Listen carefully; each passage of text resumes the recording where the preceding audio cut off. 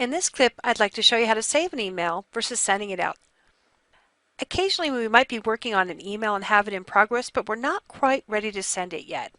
And this allows us to save that for future use. So I'm going to go ahead and click the new email and create an email to my sales team.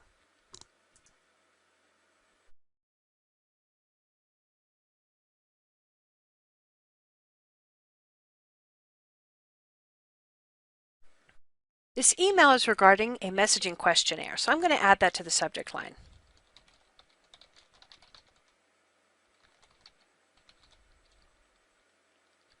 I already have the text queued up, so I'm going to go ahead and paste that in just to make it a little easier.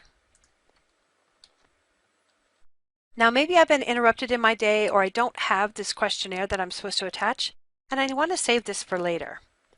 So rather than canceling out and losing my work, I'm going to choose the Save option on the Quick Access toolbar and close it.